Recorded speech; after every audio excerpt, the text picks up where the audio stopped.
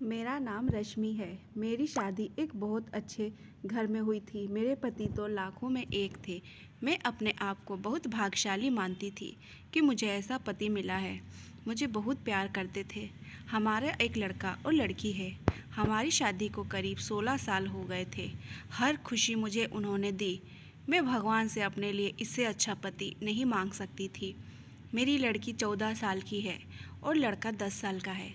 पति का कारोबार भी बहुत अच्छा चल रहा है। हमारी कपड़े की दुकान है जिससे अच्छी खासी कमाई हो जाती है।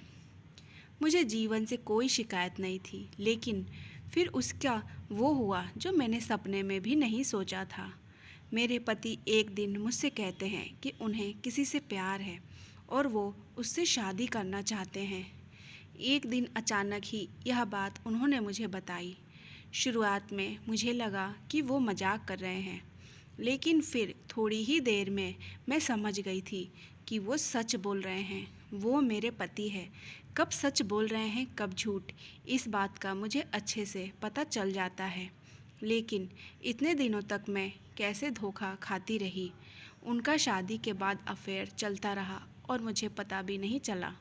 या तो वो झूठ बोल रहे थे या बहुत चालाक थे, जो इतने दिनों तक मुझसे छिपा सके। मेरे मन में यही सब चल ही रहा था कि वो बोले कि उन्हें तलाक चाहिए। शादी के 16 साल बाद उन्हें तलाक चाहिए। मैंने कहा कि आप पागल हो गए हैं क्या?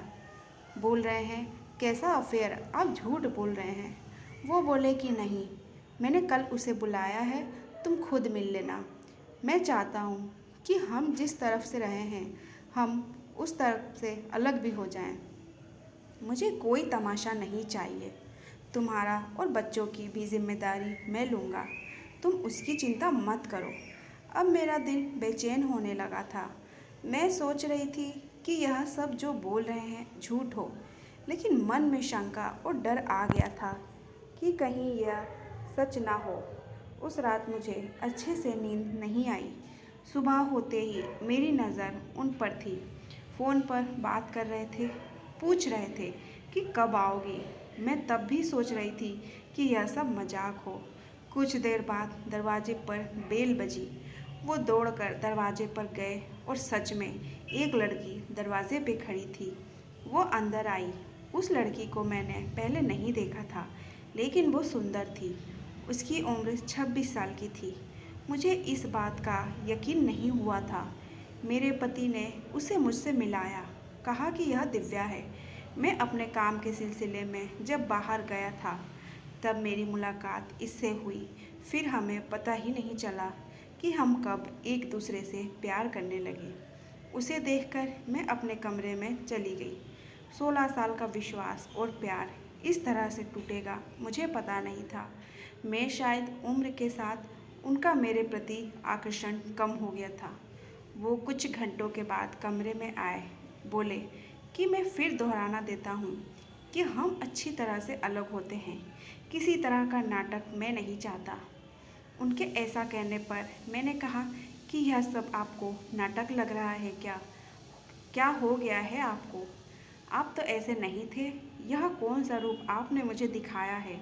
वो बोले कि मैं तलाक के पेपर रेडी करवाता हूँ। दिव्या चाहती है कि हम जल्दी से शादी कर लें। मैंने भी उन्हें कहा कि आपको जो करना है कर लें, मैं आपको तलाक नहीं देने वाली। मैं इसी घर में रहूँगी।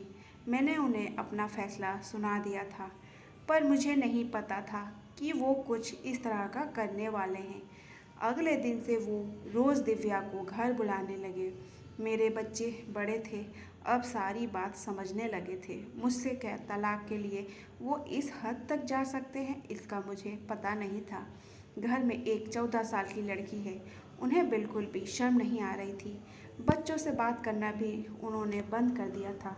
बच्चे भी उनके पापा का यह रूप देखकर दुखी थे।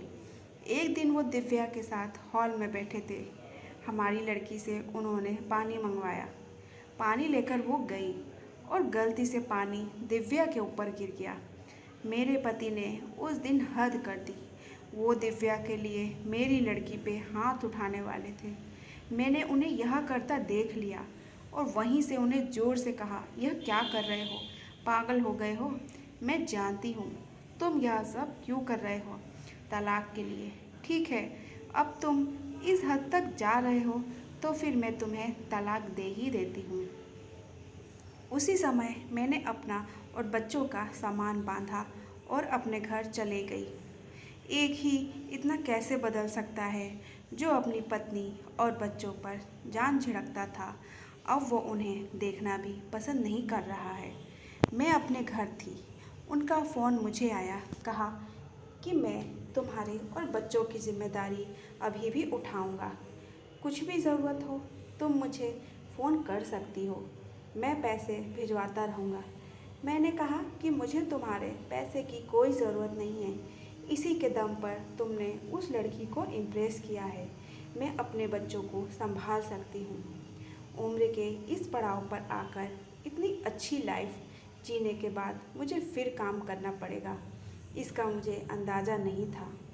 ज़िंदगी कब आपको उठाकर पटक देती है, इसका आप अंदाज़ा भी नहीं लगा सकते हैं।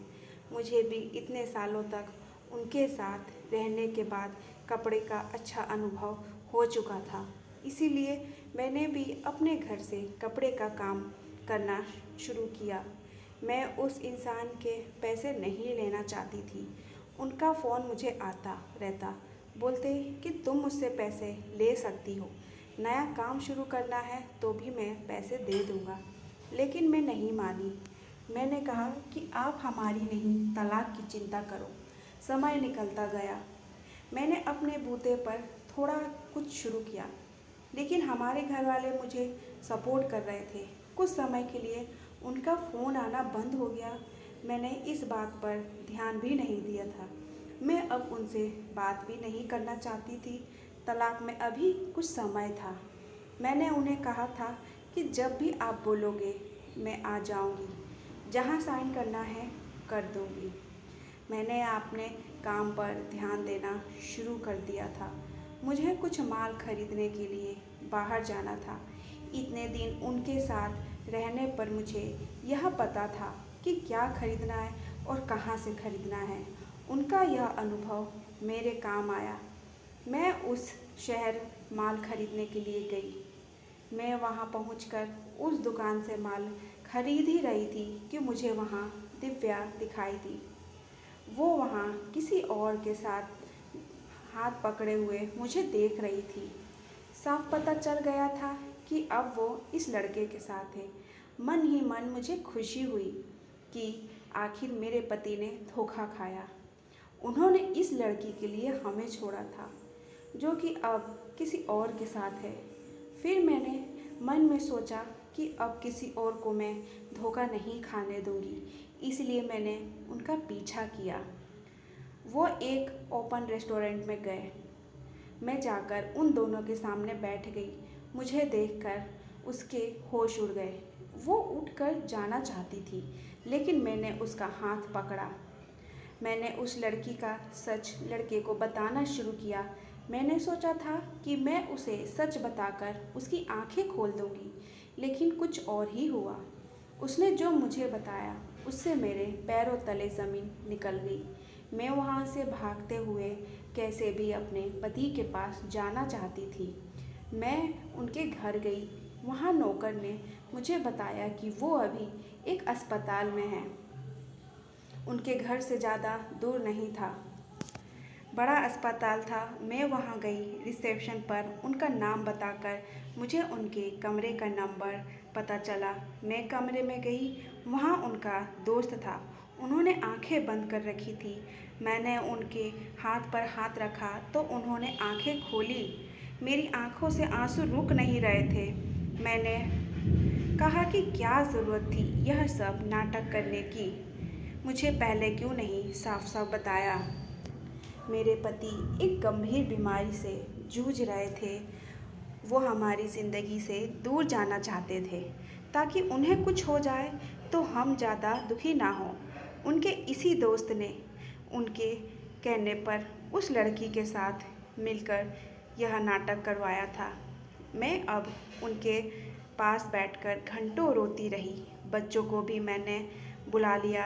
अब हम उनके साथ हैं, रहेंगे। अभी उन्हें हमारी और हमारे प्यार की सबसे ज़्यादा ज़रूरत है।